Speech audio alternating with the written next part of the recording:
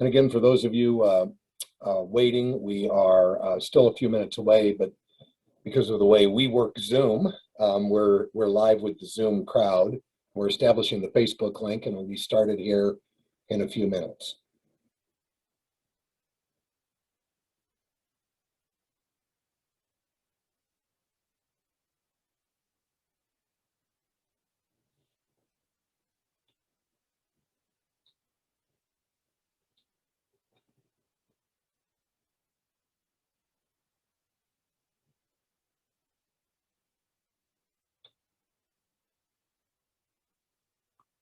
I'm sure most of you know that Secretary Kerry is pretty busy right now, so we appreciate his time.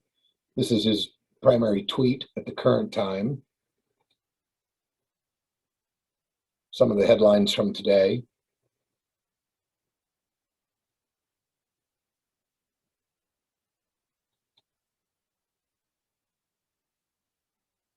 This is a shot of the morning agenda with the attendees and the nations highlighted. It's not all of the nations, but just the ones that I could get on the slide.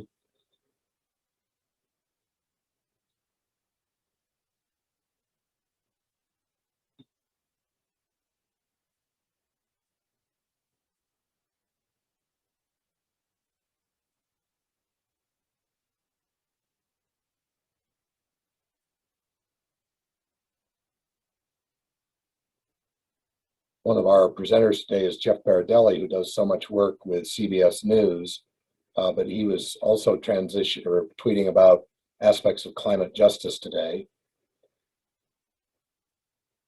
And in case we needed a reminder, here's the U.S. Drought Monitor for Earth Day.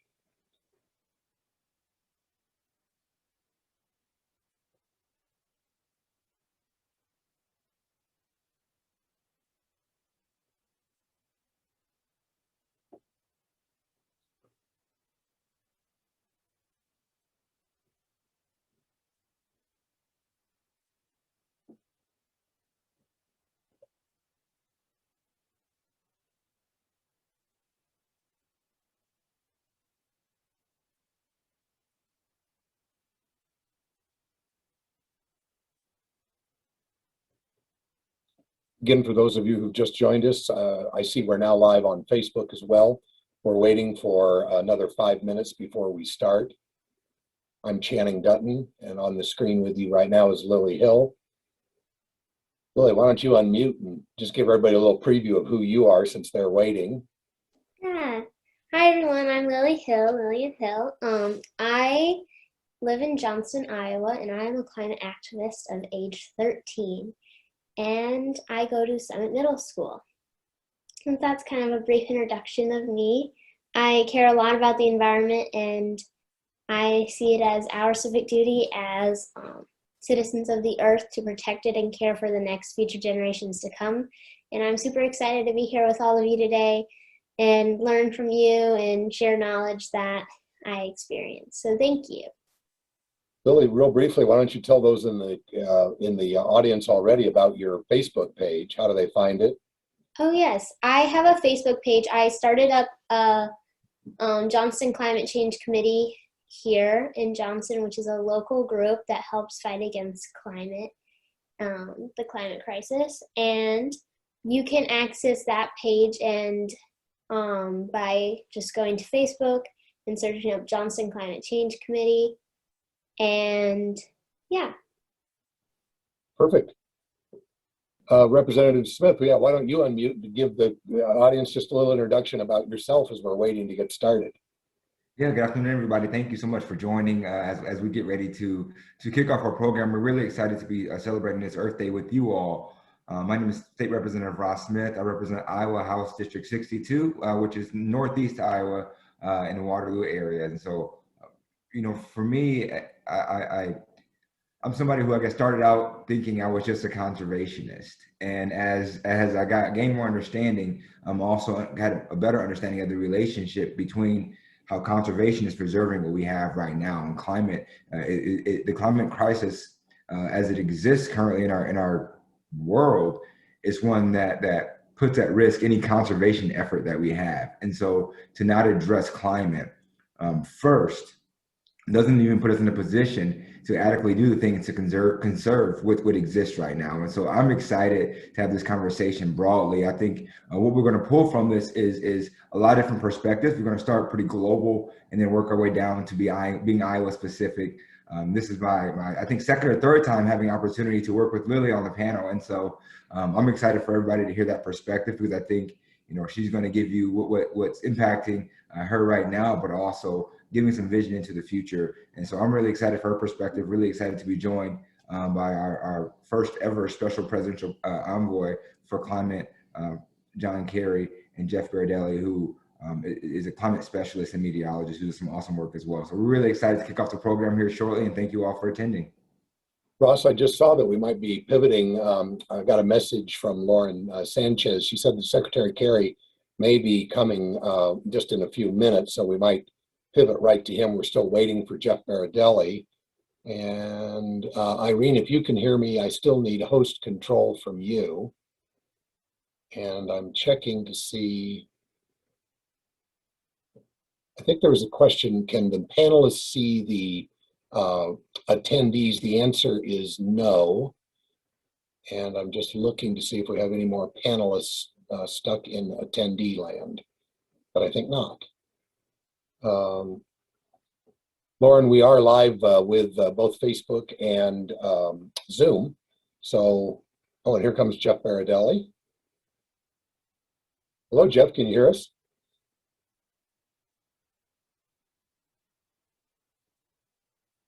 We're waiting for Jeff to unmute.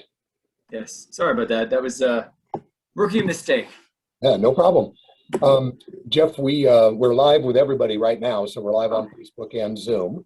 And we just got a message that Secretary Kerry could drop in, I think, really at any time.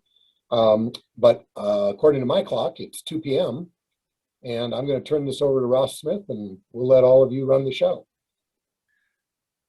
Hi, good afternoon, everybody. Thank you so much for joining. I'm State Representative Ross Smith. I represent Iowa's 62nd House District here in Northeast Iowa. I'm so excited today to be celebrating with you all Earth Day.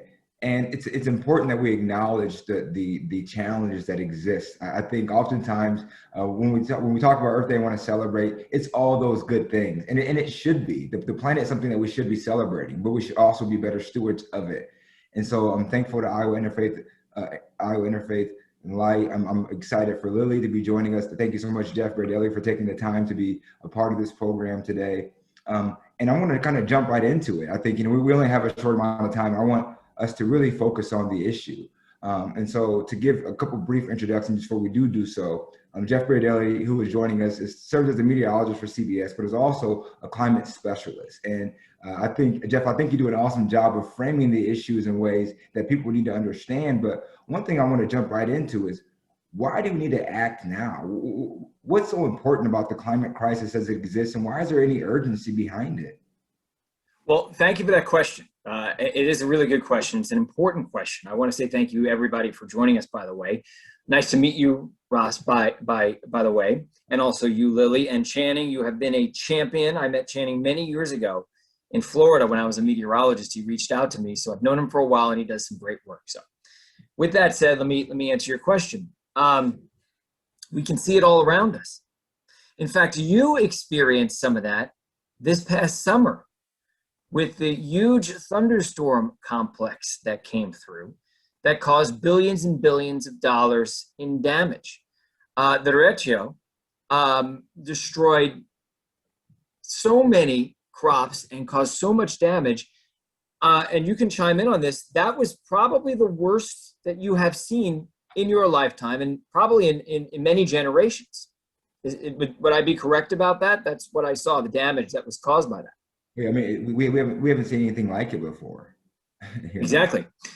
There's no research on derechos specifically, but there is research on the parents of those phenomena, which are mesoscale convective complexes. So I know I'm getting a little meteorological here, but those are basically just blobs of thunderstorms. They're very common during the summertime in the northern plains states.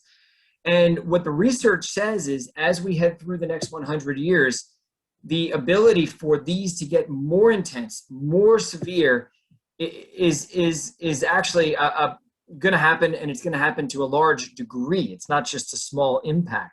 So it's not so much directly on the derechos, it's on their parents, which cause them. So undoubtedly, there is a direct line between a warmer atmosphere and more powerful events like you saw during the summertime. Now, one of the reasons is those typically form on the tops of these big heat domes. And if you think back to the summer, that's exactly what happened. We get these thunderstorm complexes that form on the ring of fire. So those heat domes we call it a ring of fire because on the outsides of the ring, it's kind of cool, but the ring itself is blazing hot, temperatures 90, 100 plus degrees. And right on the edge of that rotating area of high pressure, on the northern edge of it, you get these thunderstorm complexes that they do this. They come across and they dive southeast across the Great Lakes in the Ohio Valley, but they move through Iowa. So they are going to get worse because the heat domes are getting worse and because there's extra available moisture in the atmosphere. It's just more unstable environment. So it's one example, especially for that region. But I'll give you another example. All we have to do is look back to 2018. And we remember, was it 2019 or 2018, the big floods in the Midwest? Yeah. What year was that again? Yeah, unfortunately, Jeff, I think we're finding they're becoming an every year occurrence. Right. On the side of our state and the eastern side of our state, damaging crops and causing infrastructure improvements that we have to make to be more climate resilient, and we haven't quite made those investments yet. But to get to your point, they're becoming an annual occurrence. Yes, it's happening very often, and that was a particularly bad one up and down the Missouri and Mississippi rivers. CBSN, I work for CBSN, we did a documentary, which I recommend you watch on it. It was just amazing to watch the amount of damage, the amount of people, farmers that were affected by that. And yes, it's becoming in every few year, 1 in 100 years, supposed to be 1 in 100 year event, but now it's every few years. And that will only get worse in the future because the atmosphere is loaded now. It's warmer, it holds more moisture, we get heavier downpours, more extreme rain events. And as you mentioned, the infrastructure was built for the climate of the 1900s, right? 1900 to 1950, not built for the climate of today, which is a different climate. So yes, investing in infrastructure is extremely important. So those are just two examples I gave you in your particular area why we have to act on climate. And this is just speaking of extreme weather, which that is my expertise, right? I'm a meteorologist and also a climate specialist. But even beyond that, we see the impacts of extreme weather on things that are even more precarious, like climate migration. We're seeing it happen right now along the US-Mexico border. So this past the end of the summer and into the fall, obviously we had a really extreme hurricane season. And in November, we had 2 Category 4 hurricanes hit the exact same part of Central America, caused tremendous amounts of wind and rain damage, so flooding damage. Now, I will say as a meteorologist, and by the way, a tropical meteorologist, because I worked in Florida for 15 years, that hurricanes in the Western Caribbean are very common during October and even into the beginning of November, very common. So it's not abnormal that we would see hurricanes, albeit strange that within 2 weeks we have 2 hurricanes that hit within 15 miles of each other. That is really weird, but more coincidence. What's not coincidence, though, is the fact that these could have been 50 years ago Cat 2, maybe Cat 3 hurricanes. Instead, they were Cat 4 on the verge of Cat 5 hurricanes. So it's not so much the fact that we had hurricanes, it's the fact that these were extremely intense hurricanes so late in the season at the end of November. Well, of course, it displaced 500,000 people in Central America, and it acted as a trigger for climate migration. All right, I see someone more important is entering the room, much more important than I am. So I will shut up now, and I will give Mr. Kerry the microphone, because I'm sure he's got lots of important stuff going on right now. I think that's a perfect segue, Jeff, and thank you so much, Special Presidential Envoy Kerry, for joining us today. I know Jeff was just talking about actually some of the things that we're seeing across our globe regarding climate, and I think for me, that's a perfect connector. Because I know, Mr. Kerry, you've been doing some work today with world leaders regarding this specific topic of how we address this. And so thank you so much for making time. We know how busy you are in the work that you've been doing, but we would love your thoughts on what do we do, not only as a nation, but as a globe to move forward in a collective way to really address the issue of this climate crisis as being one of the most pressing things we've had to face as a species. And so please feel free to take it away, but thank you so much for joining us. Well, thank you, folks. Channing and Lilly, I don't know, is Lilly there somewhere? Thank you very much for asking me. I'll tell you right now, I'm sitting downstairs in the White House, and I'm about to go up. You can see all this is called the China room. This is where all the China from various first ladies is kept on the bottom floor. And I'm about to go up and close out the summit meeting. But we've had an incredible meeting here in Washington with leaders from all over the world. Prime Minister Modi, President Xi, President Putin, presidents of France, you know, the German chancellor and so forth. And many countries that are the most vulnerable countries of the world have been here today speaking because we wanted them to speak. And I think what's come out of it is that there's a growing sense of urgency. I don't think everybody's responding adequately to that urgency yet, but it's stepped up. Today, more than 50% of global GDP, actually in the countries that stepped up, more than 50% are committed to try to hold the 1.5 degrees centigrade limit on the rise of Earth's temperature. So that's a big step forward. And now we got to go out and work with the others. We got to get the rest of the world to understand just where we are, how bad it is, and what it's going to take to lift us out of this mess. We're going to be able to reduce emissions, I think, pretty significantly starting soon. President Biden released a very aggressive target today. And what you need to do, with all due respect, and I say this, you know, you're all activists and you're all involved, and that's why you're here. We've got to persuade the Congress and the Senate and the House to do the right thing. And out there, you've still got a, you know, senator who I think is not embracing the science of climate right now. So the political process has got to hold the system accountable. But the important thing is that everything you can do day to day to get people to realize, not that it's a panic, because we can do it. And not that it's a, you know, it doesn't mean sacrificing your lifestyle. On the contrary, it's an improvement in your lifestyle. There are better jobs down the road. There's a lot of development that will make the air cleaner, healthier, less cancer, less particulates in the air, less environmentally induced asthma. I mean, there are all kinds of benefits and greater security for our nation. We don't have to send troops overseas to fight for oil and defend other interests. So I strongly urge you just to keep on keeping on. We've gotten to this point where we have a president who is deeply committed to doing something about the climate crisis.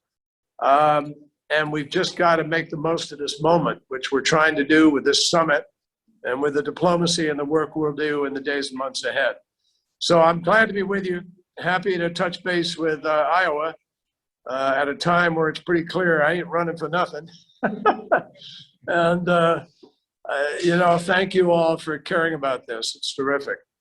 Well, and thank you. And so, you know, I think the work that you're doing is important, whether you're running for office or not. I think the work that you're doing is helping us understand where we are on a global level. And could you kind of speak to where we stand regarding climate justice? And we know there's a lot of interconnectivity between different regions of our globe, but if everybody's not pulling in the same direction, not acting in a way that's actually substantial to address this problem, what does that put? Well, the climate, you know, the reality of the climate crisis is just a bold statement about injustice, because the fact is 20 countries are responsible for 81% of all the emissions. And if those 20 countries don't step up, we're cooked. So it's not the less developed world that's responsible for this. It's the less developed world that suffers the greatest consequences of it. And a lot of communities in our country where the diesel trucks rage through the neighborhood and the highways and the carbon dioxide, and there are just a lot of built-in inequities to what goes on here. And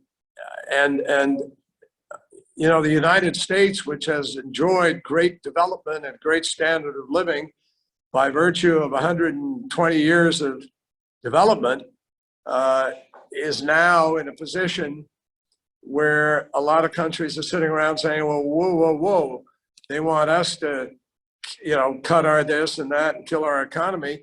But we haven't developed yet. We don't have hospitals. We don't have electricity. We don't have a healthcare system, or whatever the component of their life is that they're absent because they aren't developed. So that's a responsibility. And I think that President Biden understands that. I mean, he feels that we have an obligation, a moral obligation, to deal with this. Not to mention that future generations count on us to straighten things out and behave like adults and get the job done. So the whole thing is rooted in environmental injustice, but it wasn't purposeful until we knew what the consequences were, and then we've ignored doing something about it. So it's really the last 30 years. Besides, less developed countries, they get to leapfrog. They get to go straight to another technology that's better without making the mistakes we made. So there's a balance in this, and you got to be sort of ready to sort it out in a realistic way. I'll take blame for some of the mistakes that we made in ignorance, but I'm not going to take blame for the continued dependence on things we know are bad and hurting us, and nor should anybody who's part of the movement to change things. What we're fighting are large vested interests that just don't want to move fast enough. So I got to go upstairs, folks, and close this session out. You got to liberate me, or you will have committed an injustice. Oh, well, thank you so much for your time. We're so appreciative to have you joining us. I know Lilly, myself, and you have done this before. And I'm going to give it to Lilly to kind of get her perspective as a young person acting in climate. And based on your words, Secretary Kerry, thank you so much for your time. And good luck. Well, keep on fighting. We are depending on you. All right. Thank you so much. Take care. Thank you very much. Thank you. And so, Lilly, we heard all the things that we have to do on the global scale. For me, it's really exciting. I'm wearing a shirt right now that says "Girl Dad." I have 2 young daughters, and for me, as I look forward, I'm concerned about what the projections show. I'm concerned that what that means for our lifestyle, that the lifestyle of Iowans that is typically interconnected, not urban or rural, but both. We have a small farm. And I'm concerned what that looks like for my daughters in 20 years when they want to take over the operation. But Lilly, you're doing some great work here in Iowa. And so I would love for you to talk about some of the work that you're doing, but also from your perspective, being the future of Iowa, being somebody who's actively engaged in the climate fight right now. What does this feel like for you? What are some of the things that you're doing? And what do you want to see from those of us who are making decisions at the Capitol to make sure that we're amplifying your voice and being in line with your vision is and what you know to be true about the future? Yeah, thank you, Roz. So hello everyone, I'm Lillian Hill. I'm a 13-year-old climate activist here in Johnston, Iowa. And I have endured in efforts locally to create 2 climate change clubs. So I have a Johnston Climate Change Committee, which works with the mayor and city council to develop a greenhouse gas emission study. And I also have a climate change club for my school, particularly working with students in climate, because we are the next generation, and one of the most important things that we can do is stay informed during this process, and because yes, we are the inheritance. I have a Facebook page which we post regular environmental actions. Coming up in May, we have a tree sale, and we also do pulling invasive species, garlic mustard and honeysuckle, because those cause erosions and carbon sequestration and a lot of other detrimental problems like that. I first became aware of the climate crisis when I was in 3rd grade, and I've always been very passionate about the environment and about the animals and plants and the people that inhabited it.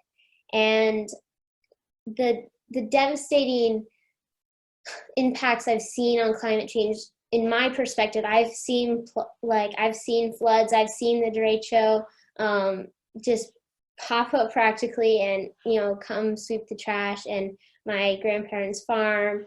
And so it's hard to see those things happen without taking immediate action. And so that's what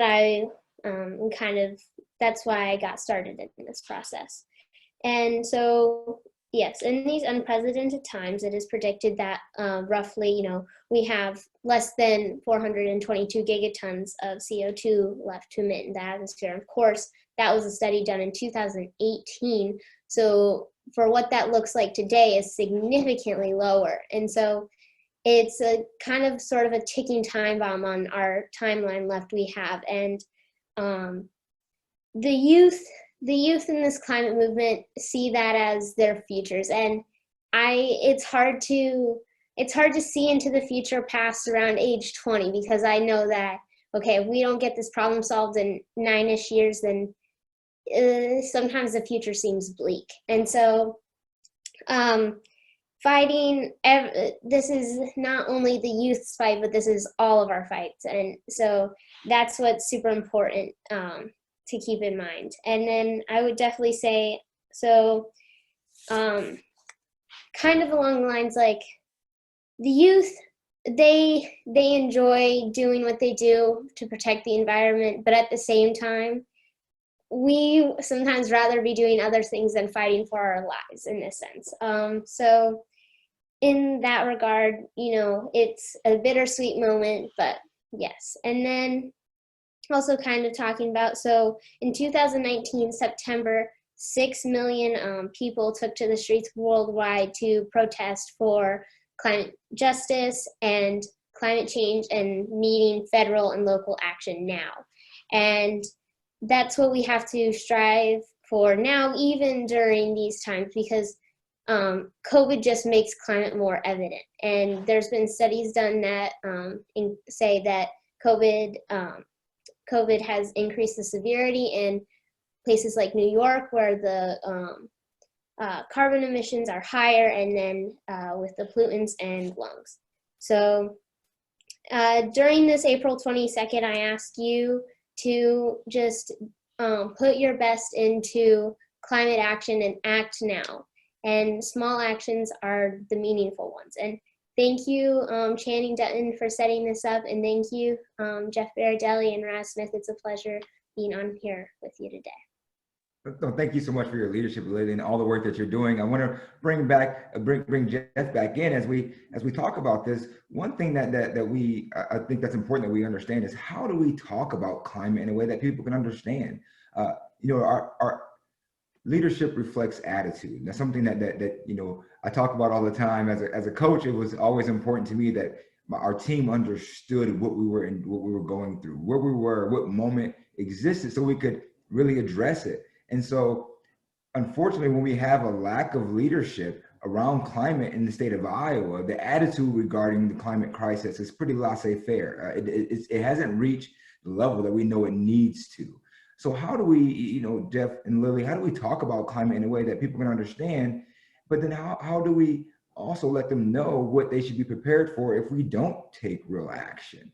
How do we talk about those things in a way that brings people into the fold, not to scare them, but to have them understand this is where we are right now, and we have to address this issue head on. Like Lilly said, within the next 10 years, if we don't, we've put ourselves at a greater disadvantage, but also we've done a huge disservice to the future. And I'll kind of kick it over to you, Jeff. Okay, yeah. So I think you first have to understand. What I mean by that is, you have to be listening to what the people in your community are saying and the point of view from which they come. And oftentimes the best messengers are people who are like them. Maybe people from their own political party. Maybe if they're a farmer, then it should be a farmer who speaks to them. So it's trusted messengers. Those are the best communicators. Screaming and yelling at people from the other end of the political spectrum is going to do nothing but push them in the opposite direction, actually. So, what I try to do is to truly understand what the people on the other side of this issue are thinking, why they're pushing back against it. Because, and not to even say that if I do completely understand them, that they would listen to a word I say. They probably wouldn't, but they'd be more apt to listen to me if they really felt that I was listening to them and their needs and their concerns. So I would say that good communication starts with really good listening and empathy. That's where I would start the conversation with. Lilly, how do you talk about climate with your friends? How do you talk about climate with people when you're introducing them to your group, and when you're setting up some of the things that you do on the weekends? How do you talk about climate with folks? Yeah, of course. So even when I'm in middle school, sometimes climate action isn't necessarily the most appealing thing to some middle schoolers, and that is frustrating. And I think it's because, also, yes, I would definitely agree with you, Jeff. Like talking to a level where they understand the severity and they can connect to a personal issue, I think is a really important part of just understanding the climate crisis, but also then letting them know like the facts, especially during our media is doing a better job now, but like having news sources and news in general like talk about this more frequently. Even in the education system, it is rarely brought up, the climate crisis itself, and we are the next generation that is going to be facing this problem. And so many times I'm telling my friends about these devastating facts about climate change around the world, and they are oblivious to the matter. And so in our education system, we have to also be stepping up to that as well and teaching our younger members that there is a crisis at hand. Yeah, I think, I love the way you put that, because when we're talking about kind of shifting this, right, our conversation about the climate crisis, but climate justice as a whole, we have to make it more of a dinner table type conversation. When we do that with issues, we normalize the issue. And once we normalize it, then you become empowered to do something about it, right? We become empowered with facts. We become, armed with tools and information that we can go out and become advocates and activists in our communities, but across our state for this issue. And so when we think about it in that way, what are some things that we can be talking to people about, some actionable items that don't have to be broad, right? Folks don't have to show up with a cape on. They don't have to be a superhero, but they can all have a small impact if they're empowered to do so. So Jeff, what are some of the small things that we can say to folks in their day-to-day lives that can empower them to join our team and be fighters for climate justice? Well, not everybody's going to be comfortable being an activist, obviously. But some people will be comfortable calling their representative. So I think political action is one of the biggest things we can do. Voting, obviously, that's the biggest thing we can do, because really it's our representatives who are going to control our destiny with policy or not, without policy. One of the concrete things you can do at your home is to choose a certain type of electricity. So choose that you get your electric from solar or wind. Most states allow you to do that, but some don't. And if they don't, you can subscribe to certain services like Arcadia Wind, for instance, is a good one. I don't want to get into the details of how it works, but it can be done. So the point is you can actually switch your electricity over. And you can do the little things in your own life, like eating meat less, if that's something you want to do. But I always say the biggest thing is the power of the purse. I think that is the biggest thing. So if, for instance, you know that Chase Bank or JP Morgan is funding a lot of fossil fuel projects around the world, maybe take your money out of that bank and move it into another bank. I'm just using them as an example. It could be Bank of America, it could be Citibank, it could be any bank. But the point is you want to vote with your wallet. And same thing with products you buy. You have a choice of which company to buy from, which car to buy. You want to buy the one from the company that's being, I'd say, the most environmentally friendly. So, we can make a big difference in this world just by showing companies that we mean business. It's important to us. And clearly they've gotten the message, because as you probably saw just a few days ago, 300 corporations signed a letter to President Biden asking him to be doubly ambitious, to reach that 50% emissions goal. And he did. So this is a big change from just a few years ago. The one thing I would say is kind of a little bit annoyed that they didn't do it a couple of years ago when it was hard. Now it's easy because the Biden administration is making it very easy and everybody all of a sudden is jumping on the bandwagon. We could have used a little bit more of that a few years ago when everything was working against us. Yeah, I mean, we're always, I think that's fair criticism, Jeff. We need folks to be demonstrating courage on a regular basis. And that's what this takes. This takes being leaders like Lilly. Exactly. Being leaders like Lilly. We should put that on a shirt. Leaders like Lilly. Shirt for sure. Leaders like Lilly. I think I will make sure I bought a few for my family too, because that example that you set really is important. But that I think that ambition and that drive that you have is contagious, and that's what we need more of. As a sitting legislator, I can tell you right now in Iowa, I'm oftentimes disappointed because we don't take advantage of some of the forward-thinking leaders that we have in our state. I mean, we have senators like Rob Hogue and Eric Giddens, representatives like Chuck Eisenhardt, who get this, who live this, and who are doing all they can, even in the face of adversity, to push the needle forward. And unfortunately, what we've seen is legislation that comes across that empowers the fossil fuel industry to say, no local counties or municipalities can even regulate our industry.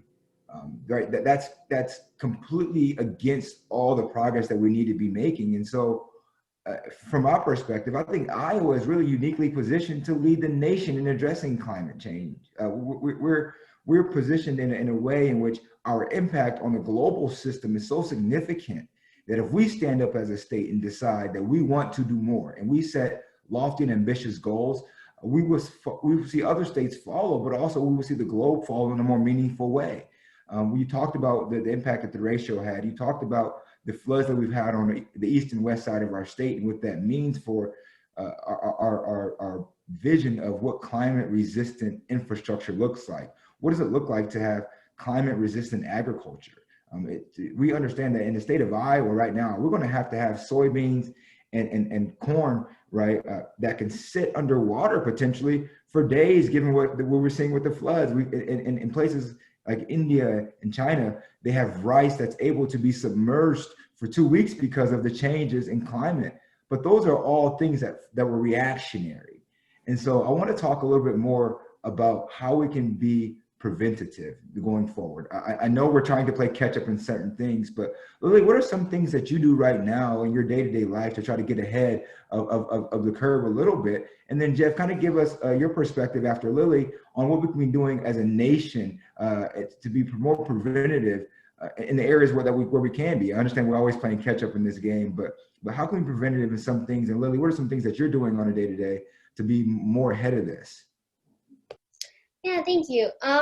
So of course, me being only 13 years old, it is sometimes challenging to create those big impactful decisions such as solar panels on your roof or investing in more ecological friendly like materials. My parents are very supportive of the climate crisis, and we act on a regular basis of even just picking up trash, or we built a compost in our backyard last summer and we regularly use that. It's the simple actions that go a long way, especially if you think about it in like the wide scale of like 7.5 billion people on our planet. Of course, United States is definitely one of the higher consumers, significantly higher consumers than the rest of the world. But even the simple stuff like switching to reusable containers, or not using bottled shampoo, conditioner, metal straws, stuff like that are always the simple actions that you can take. And then also I would just go back to like communication is definitely the key, and making sure that there was a study recently done in 2019 by I forget now, and one of the highest concerns of the public at that time was poor leadership, which makes sense. But only roughly like 3% of people claim that pollution and environmental concerns were their top priority. And so we need to be making sure as a collective group of advocates and activists and people concerned of the climate that we are addressing the climate to the citizens that do not know about it. Awesome. Jeff, I would love for you to kind of hop in and piggyback off of some of those comments. Well, I just want to address what Lilly said, back to communication. That's because, communication is my expertise. And what I've come to realize, and what, clearly Joe Biden realizes, is that tackling climate change means opportunity. It means jobs. To me, there are just some people who, really are only out, looking out for themselves, and their family, and they don't look past that for good reasons sometimes. Maybe they are just trying to put food on the table. Maybe life is tough and they really only can concentrate on the day-to-day stuff. So the only way you're going to motivate those types of folks, not necessarily, but even more so the folks who just really, only care about themselves, is by showing them that there truly is opportunity for them to make their life better. And there's very few better examples than what's happening in Iowa right now with wind power. There's a lot of jobs coming online. Power is getting less expensive because wind power is less expensive. You guys are in a perfect place to capitalize on that. And so I like to say that the way that you need to communicate on climate change, of course, it depends on the person. Some people react to fear, the fear of something happening to their children or grandchildren. Some people react on morals. Is it morally correct to do what we're doing? And some people react on a reward basis. And will I be rewarded? Will my life be better? And yes, the answer is absolutely. It will be better if we tackle climate change. Certainly a lot better than if we don't, right? Things are going to get bad. There's going to be a lot of monetary damage and a lot of physical damage. And the futures for our children are not good. But if we do act, not only do we have a cleaner atmosphere, but we have a better economy with more jobs. And theoretically, if the economy's good, then everybody's getting along. It's like the 1980s. Now, Lilly, you wouldn't remember the 1980s. Ross, I'm not even sure if you'd remember the 1980s. Channing, I know you remember the 1980s, where everybody was, dressed up with crazy outfits on because life was kind of good during that time. And people weren't necessarily, perhaps to some degree at least, arguing quite as much. The point is, when things are good, there's less conflict, and you have a better overall, life. Let's put it that way. Well, but you hit on a good point there. And I think it's about reframing the way that we look at this, right? This is an opportunity. And so for me, being a legislator and looking at the environment that exists in Iowa right now regarding climate, looking at the lack of buy-in from some folks, right? But then we have others who are completely bought into this. I think we have to shift our thought. We have to change the way that we think about it, so we change the way we feel about the work that it's going to take from us to really accomplish our goals. And so, I was in Decorah a few weeks back and looked at Luther has some solar fields for the college, and roughly, I think they said 10 to 15% of all their power comes from solar. And to me, that's an amazing thing. It's an ambitious goal, but the investment is there for the future. And I think that's what we have to start shifting ourselves towards, is looking at this being our greatest opportunity for change. And that's leaning into the natural evolution that's taking place. Solar is becoming cheaper. Wind energy is the way of the future, especially in Iowa. And we're seeing it become more affordable. We're seeing better negotiations between landowners and these entities who want to put up, wind turbines. But it has to be more than that. Our vision has to be broader than that. Our communities need to be built around this. I think city planning is starting to look much different. And those are things that for me, it gets exciting, but there's also so much more work that needs to be done. And so when we look at this, at the climate crisis, and we talk about climate justice and the ramifications that it has, I think we have to broaden our outlook as well. Lilly, you talked about how it impacts all of our systems, right? Our education system. If we're not talking about it in school, how are we preparing professionals to address the greatest crisis that they will have in their lifetime? And so, these are all things that for me, I look at it as opportunity for us to act in a lot of different ways, but that also means that there's a role for everybody in this, whether you're somebody who can use your words, whether it be on a forum or on stage to talk about this issue, whether you're somebody who can utilize your art to demonstrate maybe the impact that this is having or what you would like for our communities to look like moving forward. There's a role for everybody in this, and this is our problem to solve. And there's beauty in that. There's something a little bit liberating about knowing that we do have power to make change.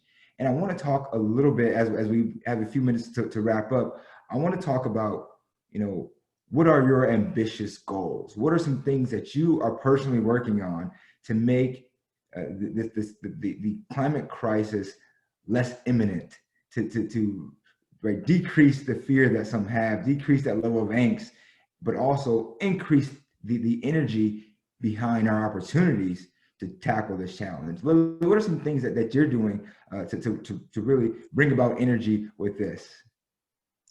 Yeah, well, some of the things that keeps me going during these times of uncertainties is just action. And during an action, lately we held a tree rally and talking about we need to save these trees in Iowa. And like you said, we have the resources to take action, especially in America. And so we need to, use those resources because we have our First Amendment. We have the right to, freedom of speech, freedom of protest, and we are in a representative democracy. So we have the right to elect legislative officials that care about the climate crisis. And frankly, we need more like Representative Smith and Secretary Kerry. And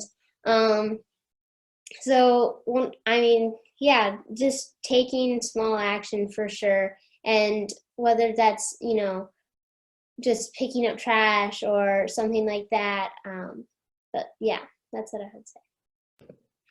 Thank you so much. I mean, it's always so inspiring. And I know for you all watching, I don't know how you can't be moved when you hear Lilly's passion talking about these topics.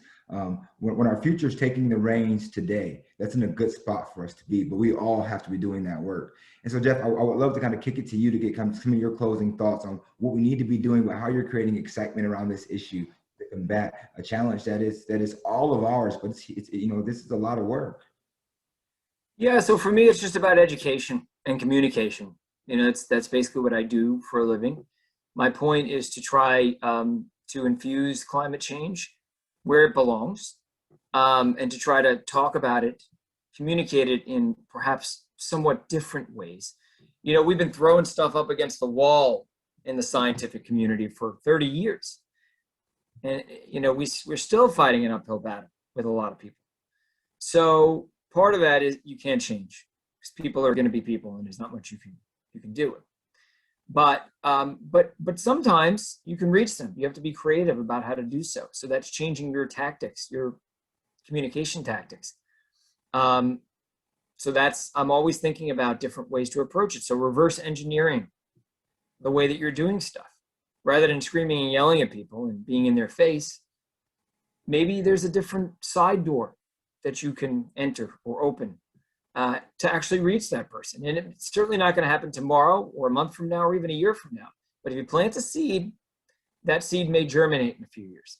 That's what I would say. Thank you so much for your thoughts, Jeff. As we wrap up, we have a couple of minutes left. I want folks to know that climate justice is social justice. You cannot separate the two.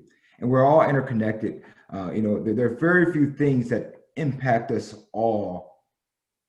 And climate is one of those things. Regardless of where you live on this planet, the shifts in weather patterns are noticeable. The challenges that this climate crisis proposes, right, impact our day-to-day lives in a way that few things do. But what that means is that our collective action matters. what that signifies is that if we all are pulling together, we can overcome this. And this is a battle, right? This will take time, but we have to be ambitious. We have to be courageous in our outlook, set lofty goals. And if we don't achieve them, okay, understanding the peril that puts us in. And so we can't take an action anymore. We can't step lightly. We have to be bold. And for me, that's exciting, right? We get to try new things. There are some, there are evidence and data driven things that we can do, interventions that we can take in our day-to-day lives. But at the end of the day, the most important thing that we can do is educate ourselves, as Jeff talked about. Make this a dinner table conversation like Lilly spoke about. Educate people to what exists so they can arm themselves with tools to adequately address this problem. I'm excited about it. I think the future is bright if we all roll together. And for me as an Iowan, I've started to see the conversation rise to that next level. I'm hopeful that that happens in all of your communities. Thank you so much, Iowa Interfaith Power and Light, for being a sponsor of this. Channing, thank you so much for your work in setting this up. Lilly, thank you for your inspirational leadership and the work that you're doing. Jeff, it's a pleasure to have you on here. He's a great follow on Twitter. So make sure that you do follow Jeff. Jeff, you want to kick out your hashtag, and Lilly, we'll make sure you can drop your Facebook group again. At WeatherProf. So at Weather Professor, but at WeatherProf is my my Twitter feed. Awesome. Make sure you follow Jeff on Twitter, get some good talking points, and figure out what the pillars are that we need to be addressing for climate. Lilly, please make sure you drop some of your social media for folks. Yes. Thank you, everybody, for inviting me and for having me. Lilly, it was great to meet you in person. You have such a bright future ahead of you. Thank you for what you're doing. Yes, And it's so fun listening to you. You're so inspirational and so educated. oh, thank you. That's nice. That's so nice of you to say. Channing, thanks so much. And Roz, thank you so much. Thanks for the invite. Thank you all for joining us today. Make sure you feel free to reach out. You can follow me at rossmith62.com or at rossmith62 on Twitter. Channing, thank you so much for your work in putting this together. This was awesome. I always love the opportunity to join some fellow climate activists and talk about the issues in a really real way. Thank you all for joining, and look forward to doing this again soon. As everybody clicks out, I want to thank Jeff Berardelli with CBS. When you see him on the TV, pay attention to what he has to say. Representative Ross Smith is a rising star in Iowa politics. We got an eye on him because he understands his climate duty. And as we all have seen, Lilly Hill is the one to really keep our eye on. Mm-hmm. Lilly has a Facebook group called Johnston Climate Change Committee, and she's got actions going on all the time. We're going to click out and say goodbye to everyone. Thank you. Bye, everybody. Bye, everyone. Thank you.